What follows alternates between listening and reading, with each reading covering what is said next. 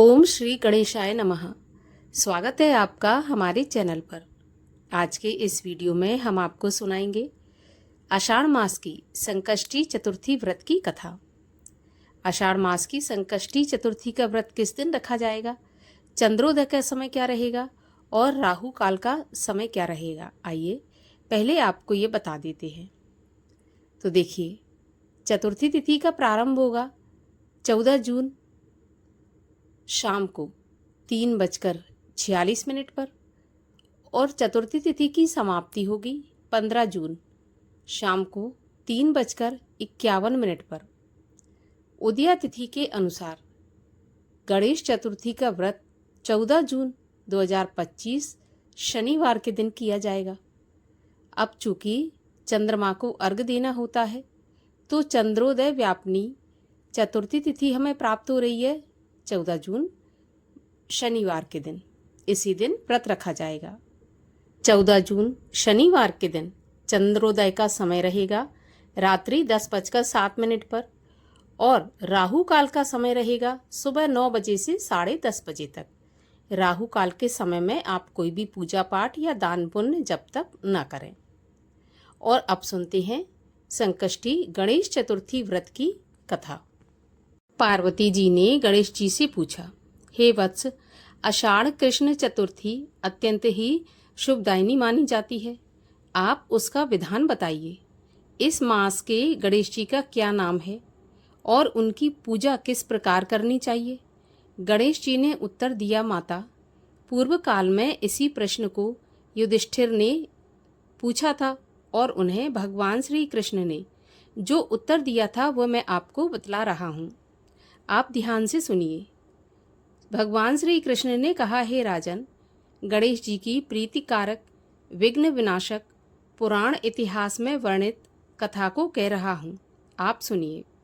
हे कुंती पुत्र, आषाढ़ कृष्ण चतुर्थी के गणेश जी का नाम लंबोदर है।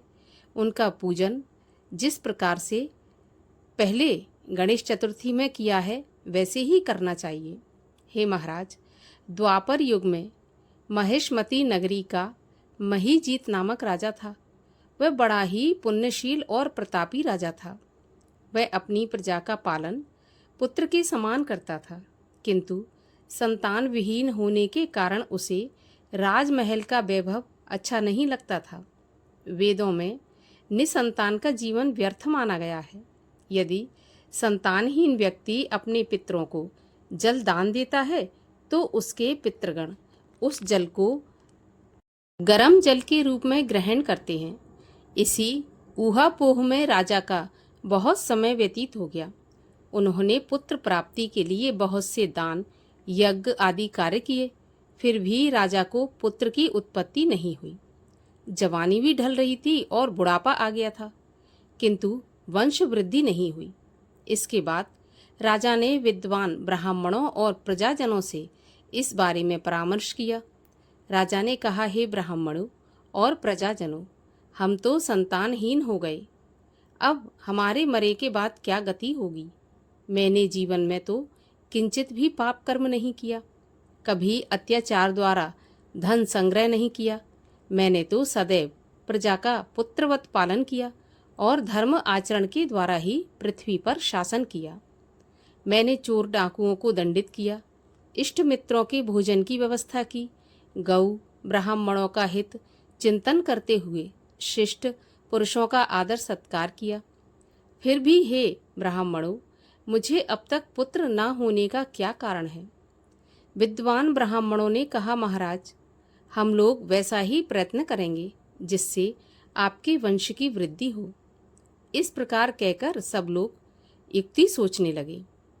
सारी प्रजा राजा के मनोरथ की सिद्धि के लिए ब्राह्मणों के साथ वन में चली गई। वन में जाकर वे लोग द्रुत गति से इधर उधर भ्रमण करने लगे। उन लोगों को उसी समय एक श्रेष्ठ मुनि के दर्शन हुए। वे मुनिराज निराहार रहकर तपस्या में लीन थे। ब्रह्मा जी के समान वे आत्मजित, क्रोधजित और सनातन पुरुष थे। संपूर्ण वेद विशारद, दीर्घायु, अनंत एवं अनेक ब्रह्म ज्ञान संपन्न वे महात्मा थे। उनका निर्मल नाम लोमश ऋषि था। प्रत्येक कल्पांत में उनके एक एक रोम पतित होते थे, इसीलिए उनका नाम लोमश ऋषि पड़ गया। ऐसे त्रिकालदर्शी महर्षि लोमश के उन लोगों ने दर्शन किए।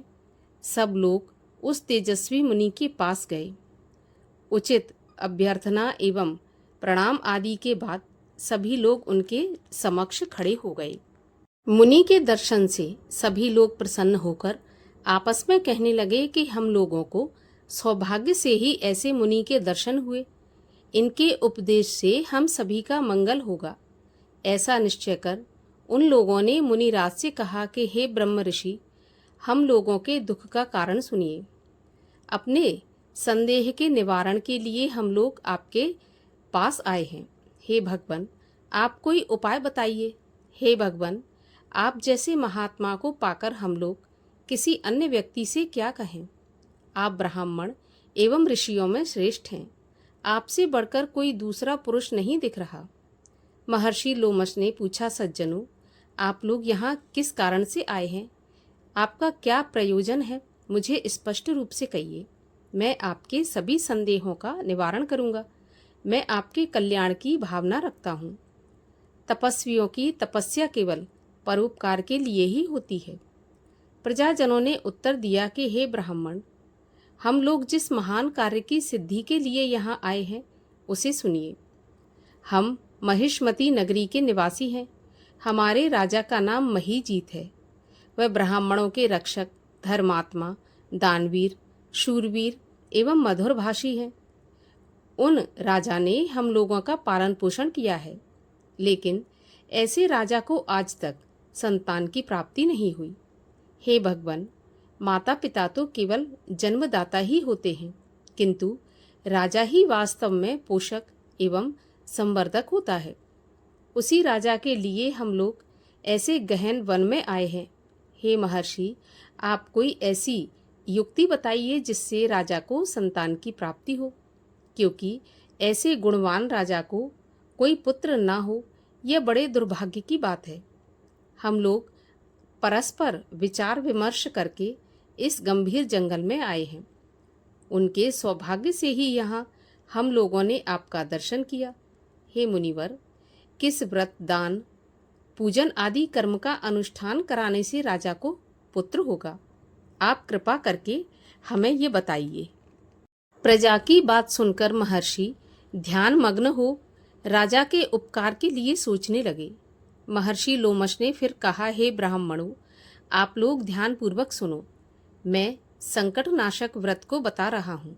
यह व्रत निस्संतान को संतानदायक एवं निर्धनों के लिए धनदाता है। आषाढ़ कृष्ण चतुर्थी को एक दंत नामक गणेश जी की पूजा करें। पूर्वोक्त विधि से राजा व्रत करके श्री युक्त हो ब्राह्मण भोजन करावें और उन्हें वस्त्र दान करें। गणेश जी की कृपा से उन्हें अवश्य ही पुत्र की प्राप्ति होगी। महर्षि लोमश की यह बात सुन सभी लोग हाथ जोड़कर खड़े हुए। नतमस्तक होकर दंडवत प्रणाम करके सभी लोग अपने नगर को लौट आए। वन में घटनाक्रम जो हुआ था वह सभी ने राजा को बताया। पुरजनों की बात सुनकर सम्मानकारी विमल बुद्धिधारी राजा बहुत ही प्रसन्न हुए। उन्होंने श्रद्धा भक्ति से विधि विधान पूर्वक गणेश चतुर्थी का व्रत करके ब्राह्मणों को भोजन, वस्त्र आदि का दान दिया। रानी सुदक्षिणा के गर्भाधान संस्कार के बाद श्री गणेश जी की कृपा से राजा को सुंदर और सुलक्षण पुत्र प्राप्त हुआ। राजा ने संपूर्ण नगरवासियों को संतुष्ट करके पुत्र का उत्सव मनाया। राजा महीजीत ने ब्राह्मणों को धन देकर तृप्त किया। भगवान श्री कृष्ण कहते हैं, हे राजन, इस व्रत का ऐसा ही प्रभाव है। जो व्यक्ति इस व्रत को श्रद्धापूर्वक करता है वो समस्त सांसारिक सुखों का अधिकारी होता है। श्री कृष्ण जी बोले, हे महाराज, आप भी इस व्रत को विधि पूर्वक कीजिए। आपके संपूर्ण शत्रुओं का विनाश होगा और आप अचल राज्य के अधिकारी बनेंगे।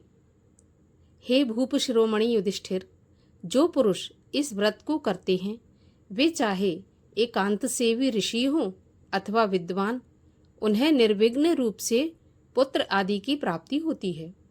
जो मनुष्य गणेश जी के चरित्र को सुनते अथवा सुनाते हैं उन्हें सब कार्यों में सिद्धि प्राप्त होती है। बोलिए श्री गणेश जी भगवान की जय। गणेश जी की आरती। जय गणेश जय गणेश जय गणेश देवा, माता जाकी पार्वती पिता महादेवा। जय गणेश जय गणेश जय गणेश देवा, माता जाकी पार्वती पिता महादेवा।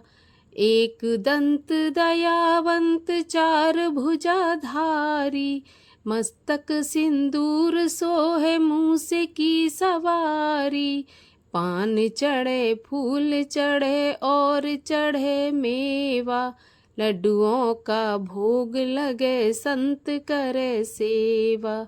जय गणेश जय गणेश जय गणेश देवा, माता जाकी पार्वती पिता महादेवा।